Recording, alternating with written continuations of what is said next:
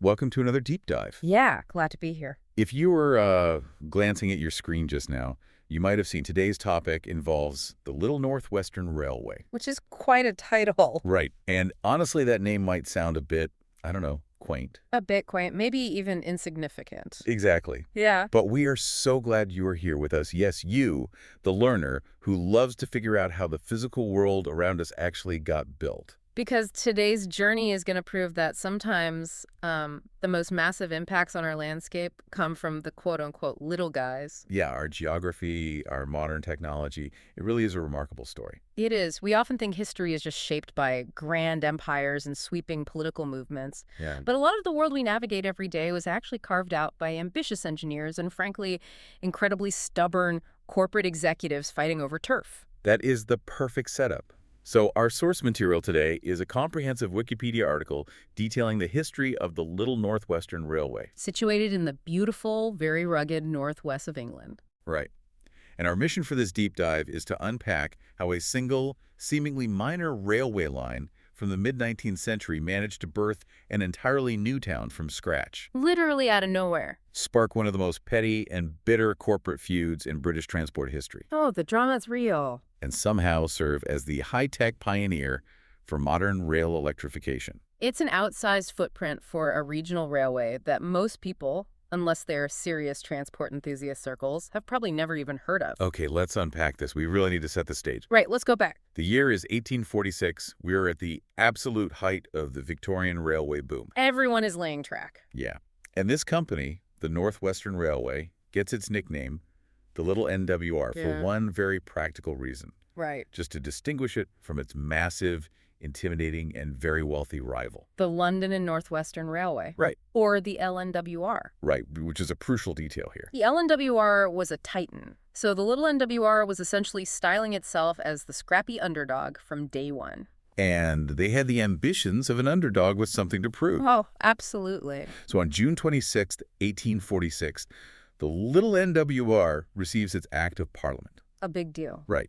Now, for those of us who aren't experts in 19th century British law, what does an Act of Parliament actually mean in this context? Good question. Could anyone just, I don't know, start laying down train tracks wherever they wanted? Not at all. An Act of Parliament was literal government legislation. No.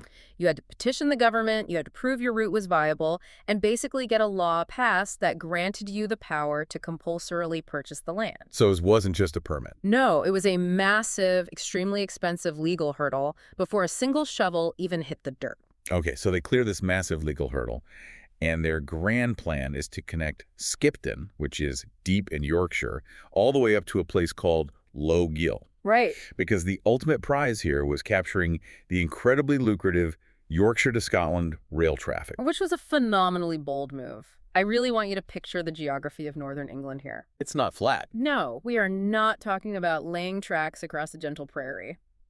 The terrain between Skipton and Lowgill involves the Yorkshire Dales and the Cumbrian Fells. Oh, wow. It is steep, it is rocky limestone, and it is battered by harsh, unpredictable weather. So they were taking on a massive engineering challenge. They were aiming to carve a direct path through some of the most unforgiving landscape in the country just to get a piece of a highly profitable pie. But, as is so often the case when you try to fight mountains in weather, reality hits hard. Exactly. In this case, an economic recession hits right as they're trying to build. Yeah, the worst possible timing. The funding dries up. Yeah. And work on that crucial, difficult mountain section between Ingleton and Lowgill has to be completely suspended. They essentially hit a financial brick wall. So what happens? This is where the survival instincts of the company have to kick in.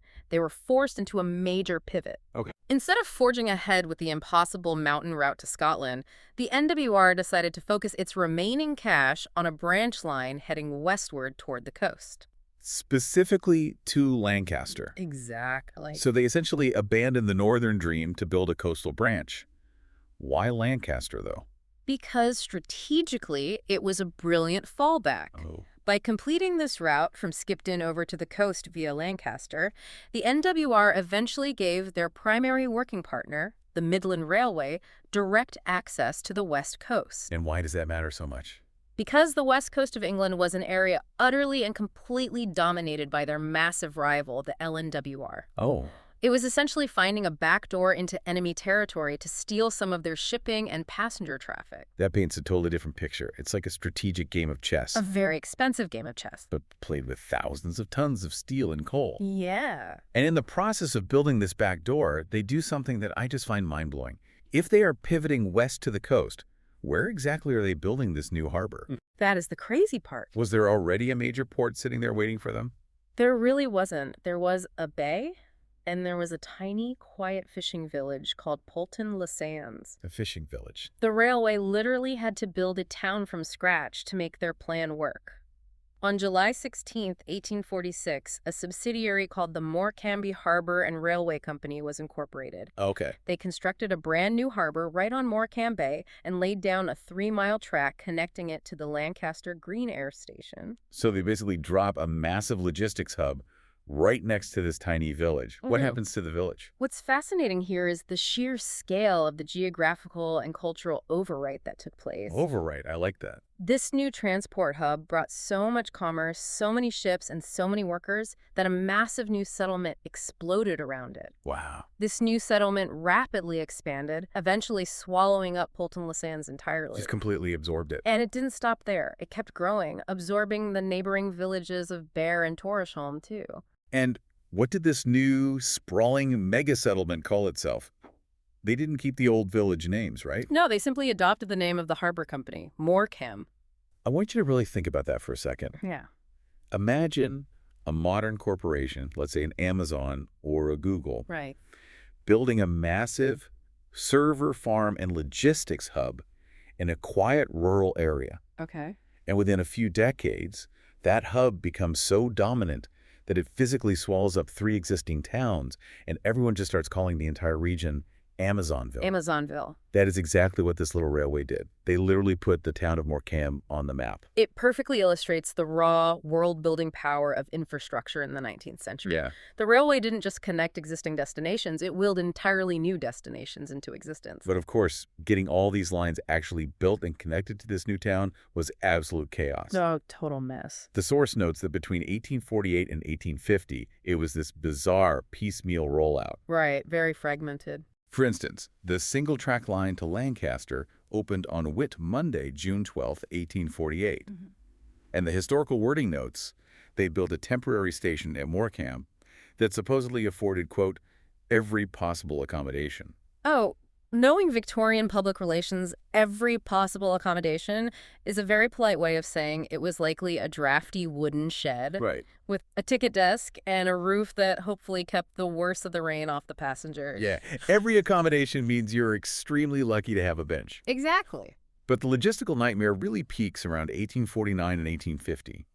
The NWR is opening lines eastward from Lancaster through the Loon Valley to Wennington and then on to Bentham. Advancing eastward. Right. But at the exact same time, they were trying to connect westward from Skipton to a place called Clapham. Coming from the other side. Yes.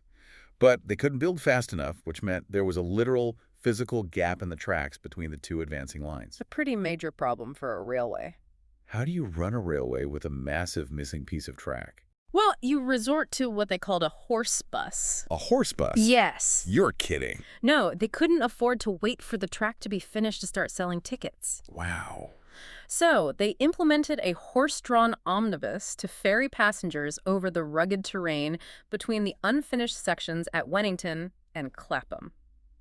Put yourself in the shoes of a Victorian traveler for a second. Okay. You buy a ticket for this cutting-edge, steam-powered marvel of modern engineering. Right, the absolute peak of technology. You're wearing your finest traveling clothes. The train abruptly stops in the middle of a field. Yeah. The conductor tells you to get out, grab your heavy trunks, and climb into a muddy, bouncing cart pulled by a horse. And ride several miles across the hills just to catch another train on the other side. It is incredibly jarring. It highlights the intense financial pressure these companies were under. They had to start generating revenue immediately. It reminds me of when a tech company releases a massive software update today, but half the features don't work yet. So you have to use clunky workarounds? Exactly. This was the Victorian equivalent of a beta test. That's a great way to look at it. But even with these workarounds, there is a brutal reality to infrastructure investment that the NWR had to face, right? What happened to that original mountain route they abandoned? This is where we see a colossal failure. Okay, So, the horse bus era ends when the main line from Skipton to Morecambe is finally completed. thank goodness. But remember that original grand ambition to go north to Lowgill. Right, through the mountains. Well, before they ran out of money, the NWR had actually finished a small section of that northern route from Clapham up to Ingleton. Oh, they actually built some of it. But once the main coastal route to Morecambe was secure, and it became obvious that pushing through the mountains north of Ingleton was financially impossible, they looked at this dead-end track. And what do they do with it? They just closed it. What? Just closed it. Just 10 months after it opened to passengers, they abandoned it. That is wild. It was a massive waste of money, labor, and engineering, deemed completely useless because the larger vision had failed. Here's where it gets really interesting, though, because you can't just leave an abandoned railway line lying around in 1857 without someone trying to take advantage of it. Nature abhors a vacuum. And who swoops in? The giant rival LNWR. Of course. They realize they can use this abandoned route, so they get authorization to take over the Ingleton to Lowgill section. Which sets the stage for one of the most famously petty corporate standoffs in British transport history. Paint this picture in your mind. It's 1861. The giant LNWR finally opens their new northern line. Okay. They build their own beautiful station at the town of Ingleton. But the Midland Railway, who are now running the little NWR lines from the south, they already have their own station at Ingleton. 2 stations, same town. So naturally, you would assume these two companies would share a station, or at least build a seamless connection for the poorer passengers, right? Absolutely not. They built their stations at opposite ends of a massive, sweeping viaduct. It is so wonderfully petty. Imagine you are that same Victorian traveler. Back in the mud. You've got your heavy trunk, your hat boxes, your umbrella. You arrive at Ingleton on a Midland Railway train from the south. Hoping to continue your journey north on the LNWR. Exactly. But because these two megacorporations loathe each other and refuse to cooperate, the train just stops. You are told to get off. And you literally have to walk yourself, carrying all your luggage, completely exposed to the wind and the rain, all the way across a massive stone viaduct to the rival company's station just to catch your connection. It was the ultimate corporate walk of shame. That's hilarious. And if we connect this to the bigger picture, it wasn't just an inconvenience. It was a symptom of a deeply toxic corporate relationship. A symptom. Yes, and this petty friction over the Ingleton Viaduct had a massive historic ripple effect. How so? The Midland Railway executives were so incredibly fed up with the LNWR's hostility and uncooperative nature that they made a monumental decision. What did they do? They decided they were never going to rely on the LNWR for northbound traffic ever again. Just cut them out completely. Completely. They decided to build their entirely own, phenomenally expensive, incredibly difficult line straight through the mountains. Right. The famous Settle to Carlisle line, which opened to passengers in 1876. So Spite literally built one of the most famous railways in the UK. Spite and a refusal to share. Exactly. That is wild. And the consequence for our little NWR is huge, because this new massive Settle Carlisle line branched off from the NWR route. Okay, so they intersected. Yes, and that suddenly elevated the section of track between Skipton and Settle Junction to full mainline status. Because it was feeding this new massive line. Precisely. It became part of the primary Midland route from London St. Pancras all the way up to Glasgow. You have a huge upgrade. And that mainline status is something it still holds to this very day. Wait, really? Yes. When you see intercity trains being diverted through that area today, they are running on track that was essentially upgraded because 2 19th century railway managers refused to share a station at Ingleton. That is just incredible. The vital infrastructure we rely on today is sometimes just the fossilized remains of old arguments. It really is. But speaking of the future, let's move the timeline forward a bit to the dawn of the 20th century. The little NWR, which is now fully absorbed into the Midland Railway, isn't done making history. No, it is not. In 1904, they open a brand new port called Heysham Harbor to replace the old Morecambe Harbor. And this sets the stage for a massive technological leap. A leap that would effectively make this quiet regional line the Silicon Valley test track for British rail power. I want you to put yourself in 1908.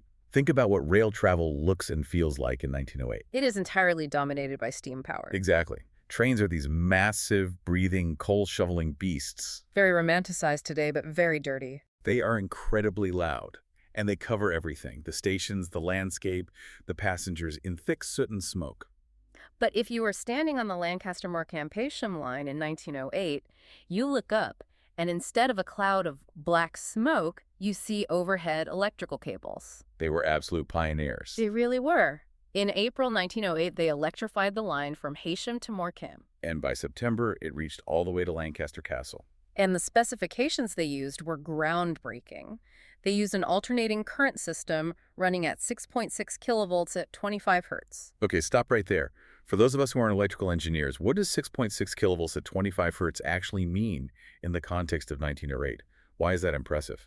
It means they were using high-voltage alternating current, which was incredibly efficient for transmitting power over long distances without losing strength. Okay. At a time when most of the country was relying on localized dirty coal power, they had their very own dedicated power station at Heysham, generating this massive clean electrical force. And feeding it to the trains via cables. Suspended from these elegant overhead steel archways. While the rest of the country is choking on coal dust, passengers in Lancashire are gliding along silently on 6.6 kilovolts of clean electricity. It must have felt like riding in a spaceship. Seriously, it's decades ahead of its time. It was a bold proof of concept. And what's amazing is how this exact stretch of track continued to be the laboratory for British rail innovation decades later. Oh, really? Fast forward to 1951. After World War II. Right. The National Rail Network desperately needs modernizing. So what do? They look right back at this line. The old test track. They actually temporarily bring the old steam trains back to this specific route just so they can shut off the power and upgrade the entire electrical system. A mid-century reboot. What were they upgrading? They upgraded the system from 25 hertz to 50 hertz. Why 50 hertz? Which is crucial because 50 hertz was becoming the standard frequency for the national power grid.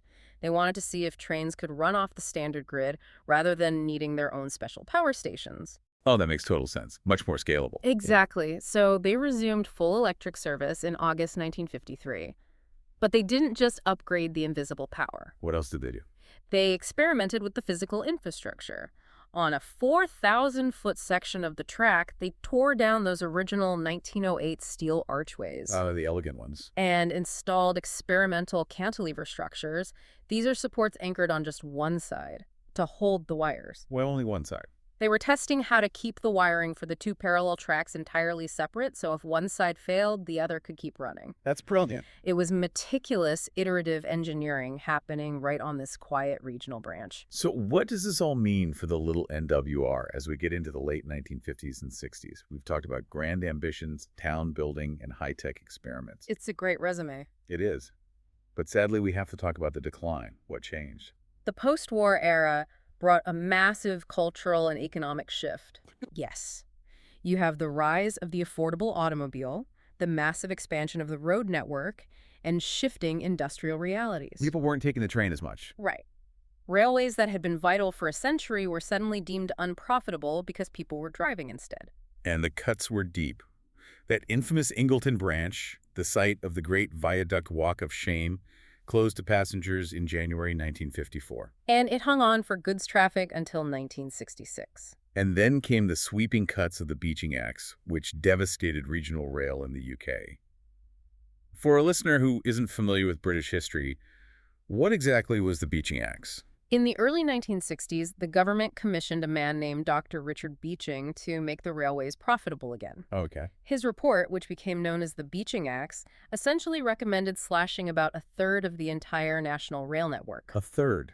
That's massive. Thousands of miles of regional track and thousands of small stations were simply wiped off the map to save money. And the beautiful Loon Valley line, the section from Wennington to Morecambe, fell victim to this. Passenger traffic ceased entirely on January 2nd, 1966. Which is a shame. It must have been a profound loss for those local communities to lose the infrastructure that had literally defined their geography for over a century. It was a physical severing of community ties. But the ghost of the little NWR is still everywhere, if you know where to look. It hasn't entirely disappeared. No. The physical landscape of Lancashire and Yorkshire is permanently marked by it.